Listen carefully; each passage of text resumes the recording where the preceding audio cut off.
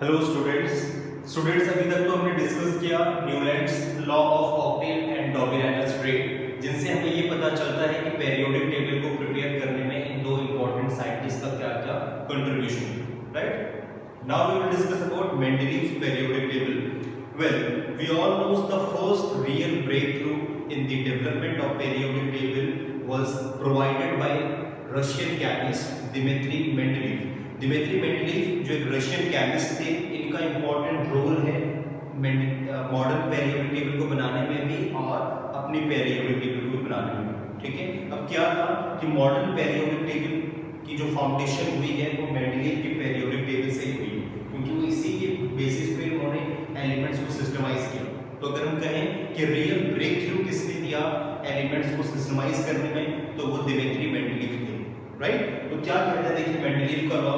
Mendeleev ने क्या किया कि एलिमेंट्स को अरेंज किया on the basis of their fundamental properties.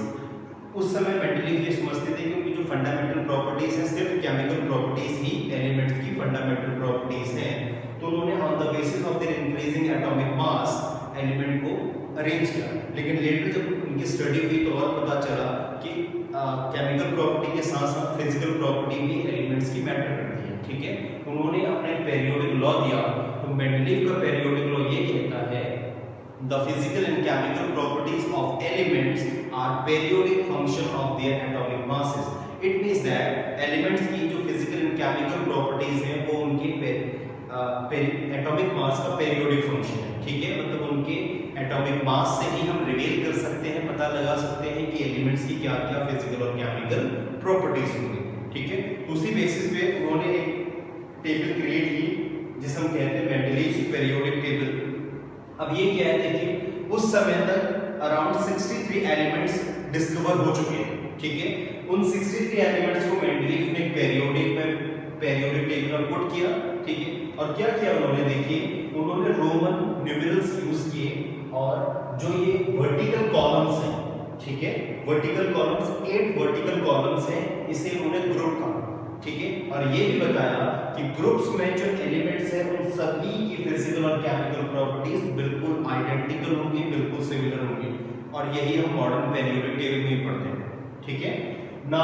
उन्होंने फिर क्या किया, कुछ पेरियोड्स बनाए। कितने पेरियोड्स थे? 6 पेरियोड्स थे। देखिए 1 2 3 4 5 6 हॉरिजॉन्टल जो रोज हैं इसे उन्होंने पेरियोड्स कहा, ठीक है। तो अगर हमसे पूछा जाए कि टोटल कितने वर्टिकल कॉलम थे, तो वर्टिकल कॉलम 8 हैं और हॉरिजॉन्टल कितने हैं?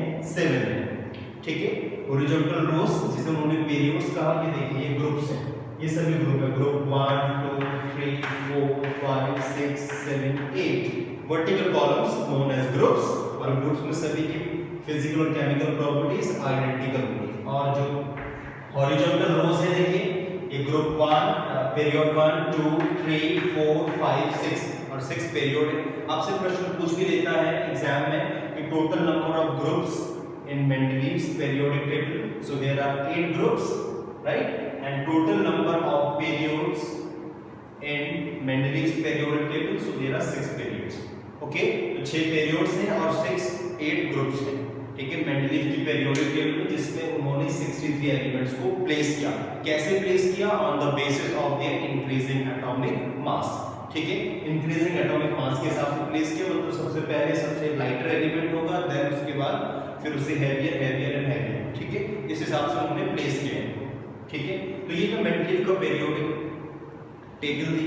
आगे हम बढ़ते हैं, देखिए अब डिस्कस करते हैं मेंडलीव के अचीवमेंट को कि मेंडलीव ने क्या किया, देखिए, ठीक है, या हम कहें इनकी कंट्रीब्यूशन को। वेल, मेंडलीव ही पहले केमिस्ट थे जिन्होंने पेरियोडिक टेबल प्रिपेयर की, वेल डिफाइंड पेरियोडिक टेबल को प्रिपेयर किया और जो एलिमेंट की स्टडी थी उसको सिस्टमाइज किया। तो हम कह सकते हैं सिस्टमैटिक स्टडी ऑफ एलिमेंट्स के लिए जो कंट्रीब्यूशन है वो मेंडलीव का ही है, ठीक है। उसके साथ में उन्होंने मेंडलीव थोड़ा सा प्रेडिक्टेबल भी थे, वो थोड़ा सा प्रेडिक्शन करते थे। तो अब इससे हमें ये अंदाजा लग सकता है कि मेंडलीव की सोच क्या थी, ठीक है। बिल्कुल एक साइंटिस्ट की सोच यही होनी चाहिए कि वो फ्यूचर के कुछ ऐसे ऑब्जेक्ट्स को हम कहें या फिर उसकी सोच या फिर फ्यूचर में होने वाले डिस्कवरीज के बारे में थोड़ा बहुत अंदाजा लगा सके या फिर हमें बताए कि इन फ्यूचर में ये हो सकता है। यस, मेंडलीव थोड़ा सा प्रेडिक्टेबल थे, उन्होंने प्रेडिक्शन की कि in future more than 63 elements discover होंगे, ठीक है। और उसके लिए उन प्रेडिक्शन के लिए उन्होंने एक संस्कृत न्यूमेरल यूज किया जिसे हम कहते हैं इक्का। इक्का मींस होता है 1, ठीक है, ओके। तो जनरली देखिए कुछ इंपॉर्टेंट एलिमेंट हैं जो मेंडलीव की पीरियोडिक टेबल में तो नहीं है लेकिन बाद में डिस्कवर हुए। तो कौन कौन से देखिए, स्कैंडियम, गैलियम एंड जर्मेनियम, ठीक है। ये 3 इंपॉर्टेंट एलिमेंट हैं जो मेंडलीव की 63 एलिमेंट वाली पीरियोडिक टेबल में नहीं है लेकिन बाद में डिस्कवर हुए। और इनकी जो प्रेडिक्शन थी मेंडलीव कई सालों पहले करके जा चुके थे। तो उन्होंने क्या कहा, उन्होंने अपने पीरियोडिक टेबल में जब उन्होंने इसको प्लेस किया तो उन्होंने इसे कहा इक्का बोरॉन, ठीक है। उन्होंने स्कैंडियम के लिए एक नेम चूज किया इक्का बोरॉन। उन्होंने कहा कि बोरॉन फैमिली का मेंबर होगा, ठीक है, और अभी भी बोरॉन फैमिली का मेंबर है, ठीक है, बोरॉन फैमिली का मेंबर है, इक्का बोरॉन इसलिए नाम दिया, ठीक है। सेम एज अगर बात की जाए जर्मेनियम को तो जर्मेनियम को इक्का सिलिकॉन कहा गया, ठीक है। और अगर बात की जाए गैलियम की तो गैलियम को इक्का एल्यूमिनियम कहा गया। तो ये सभी नेम पहले ही मेंडलीव इनके बारे में बता जा चुके थे कि ये एलिमेंट डिस्कवर होंगे। तो हम कह सकते हैं कि प्रेडिक्टेबिलिटी इनकी बहुत ही ज्यादा सही थी और वो प्रेडिक्शन सही भी साबित हुई, ओके ना। तो ये तो मैंने इनके अचीवमेंट के बारे में बताया। तो पहला तो अचीवमेंट हम ये कहेंगे इनके कि systematic study of elements, second one is prediction of new elements, ठीक है, जो बिल्कुल स्कैंडियम, गैलियम और जर्मेनियम के केस में बिल्कुल सही साबित होती है, ठीक है। अब देखिए अगर हम इक्का एल्यूमिनियम की बात करें जो मैंने बताया आपको, और गैलियम जो रिसेंट अब डिस्कवर हुआ, इक्का एल्यूमिनियम इसको मेंडलीव ने नाम दिया था और गैलियम जो अब का मॉडर्न पीरियोडिक टेबल का एलिमेंट है। तो इनके देखिए एटॉमिक मास बिल्कुल आइडेंटिकल है, सिमिलर है। ऑक्साइड्स के साथ जब ये रिएक्शन करते हैं तो भी इनके फार्मूला बिल्कुल सिमिलर है, ठीक है। क्लोराइड के साथ, हैलोजन के साथ भी इनकी सेम रिएक्शन है, सेम मॉलिक्यूलर फार्मूला को फॉर्म करते हैं। मींस दैट जो मेंडलीव की प्रेडिक्शन थी बिल्कुल सही साबित हुई, ठीक है। तो ये तो कंट्रीब्यूशन था, ये अचीवमेंट थे मेंडलीव की। I hope you all have understood, ठीक है। पीछे मैंने आपको पीरियोडिक टेबल से भी समझाया कि कितने पीरियड हैं, कितने, ठीक है। Hope you all have understood. Total 8 groups हैं वर्टिकल और 6 हॉरिजॉन्टल रोज हैं जिन्हें हमने पीरियड्स कहा, ठीक है। इसके अलावा मेंडलीव ने ये भी देखा कि कुछ जो एलिमेंट्स हैं वो सिमिलैरिटी शो करते हैं। एक ग्रुप में होने के बाद भी उनके बीच में कोरिलेशन है। तो उस कोरिलेशन को फाइंड आउट करने के लिए मेंडलीव ने ग्रुप को भी 2 सब ग्रुप में और डिवाइड कर दिया। तो देखिए ग्रुप 1 है, ग्रुप 1 को 2 सब ग्रुप में और डिवाइड किया, नाम दिया उनको अल्फाबेट ए एंड बी से। अल्फाबेट ए और बी से डिवाइड किया, जैसे हाइड्रोजन है, लिथियम है, ठीक है। अब यहाँ पे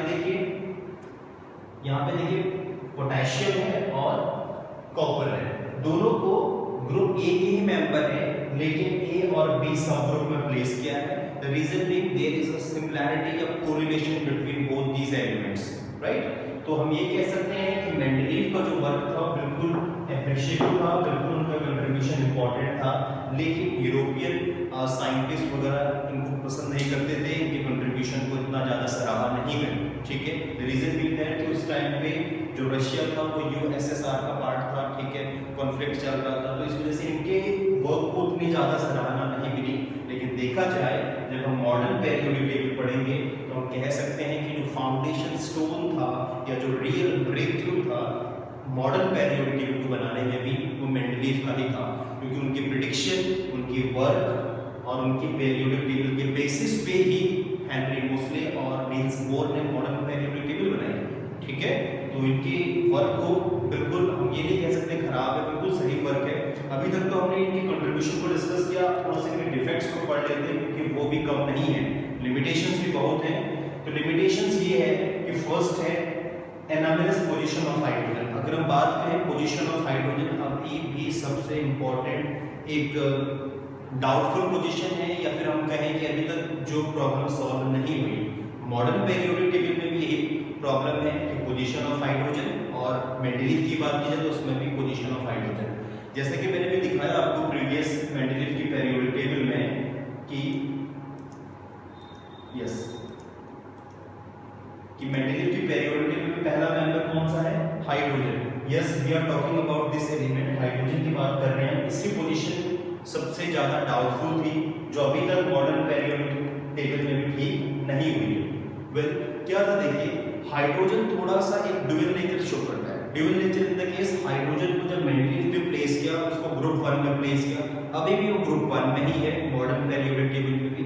अब हाइड्रोजन को जब ग्रुप 1 में प्लेस किया गया तो ग्रुप 1 के सभी मेंबर एल्कली मेटल्स हैं, ठीक है, मतलब स्ट्रॉन्ग मेटल्स हैं, एल्कली मेटल हैं, सॉल्ट फॉर्म करते हैं, ठीक है, नॉन मेटल के साथ रिएक्ट करते हैं, राइट। तो उनके ऑक्साइड बेसिक ऑक्साइड होते हैं, ये सभी हमने पढ़े, ठीक है। लेकिन along with alkali metal hydrogen halogen के साथ भी सिमिलैरिटी शो करता है। हैलोजन के साथ कैसे? हैलोजन अभी जो अगर मॉडर्न पेरियोडिक टेबल की बात की जाए तो मॉडर्न पेरियोडिक टेबल में ग्रुप 17 में है, हैलोजन के लिए प्रॉपर पोजीशन या प्रॉपर एक ग्रुप क्रिएट किया गया है। लेकिन सेम एज मेंडलीव ने भी ग्रुप 7 हैलोजन के लिए क्रिएट किया था। चलिए मैं आपको मेंडलीव की पेरियोडिक टेबल से समझते हैं। यस, तो देखिए ग्रुप 6 ग्रुप 7 ये सभी के सभी हैलोजन है। देखिए यहाँ पे फ्लोरीन, क्लोरीन, ठीक है, और फिर लेटर जो डिस्कवर हुए element bromine, iodine, so on, ठीक है। तो मेंडलीव ने भी ग्रुप 7 जो है वो हैलोजन के लिए लीव किया था, और लेटर जब पेरियोडिक टेबल बनी मॉडर्न तो उसमें भी ग्रुप 17 जो है वो हैलोजन के लिए। तो इन नटशेल मैं आपको ये बताना चाह रहा हूँ कि हाइड्रोजन जो है एनामेलस पोजीशन प्रॉपर्टी शो करता है बोथ एल्कली मेटल के साथ भी और हैलोजन के साथ। थोड़ा सा रीजन देखते हैं क्यों शो करता है। तो देखिए जो एल्कली मेटल्स होते हैं वो जनरली नॉन मेटल के साथ जब रिएक्ट करते हैं तो ऑक्साइड बनाते हैं, बेसिक ऑक्साइड, ठीक है। अगर हम बात करूं एल्कली मेटल सच है सोडियम, अगर मैं सोडियम की बात करूं तो उसकी जो ऑक्साइड बनेंगे वो बनेगी जैसे सोडियम ऑक्साइड, ठीक है, ऑक्सीजन के साथ में। और अगर मैं क्लोराइड के साथ बात करूं तो जैसे सोडियम क्लोराइड, मैग्नीशियम क्लोराइड, ठीक है, ऐसे क्लोराइड बनते हैं। लेकिन सेम एज जो हाइड्रोजन वो भी ऐसे ही ऑक्साइड और क्लोराइड फॉर्म करता है। जैसे हम बात करें H2O, ठीक है, HCl, ठीक है, बिल्कुल सेम है। देखिए बिल्कुल इनकी जो वैलेंसी वो भी सेम है। तो इसी के साथ साबित होता है कि जो हाइड्रोजन है वो बिल्कुल एल्कली मेटल या ग्रुप 1 के साथ सिमिलैरिटी शो करता है, ठीक है, ये बिल्कुल ये बताता है। अब इनके ऑक्साइड का नेचर अलग अलग हो सकता है। अभी H2O है, ये न्यूट्रल ऑक्साइड है, लेकिन सोडियम ऑक्साइड जो है, ठीक है, ये बेसिक ऑक्साइड है। लेकिन इनके जो कंपाउंड है देखिए बिल्कुल ऑक्साइड सिमिलर फॉर्म हुए, तो ये इंडिकेट करता है कि इनकी जो प्रॉपर्टीज है बिल्कुल सिमिलर है, या हम कहें कि हाइड्रोजन एल्कली मेटल से सिमिलर प्रॉपर्टीज शो करता है। अब अगर हम बात करें हैलोजन के साथ में, जो ग्रुप 7 मेंडलीव की पेरियोडिक टेबल में और ग्रुप 17 मॉडर्न पेरियोडिक टेबल में प्लेस है। तो देखें अगर मैं हैलोजन के साथ बात करूं, हैलोजन और नॉन मेटेलिक जो क्लोराइड्स, देखिए अगर नॉन मेटल के साथ इसको देखा जाए तो नॉन मेटल के साथ अगर हम बात करें जैसे कार्बन के साथ ये कंपाउंड जो बनाता है, ठीक है, और अगर हम बात करें सिलिकॉन के साथ ये बिल्कुल सिमिलर कंपाउंड बना लेता है, ठीक है।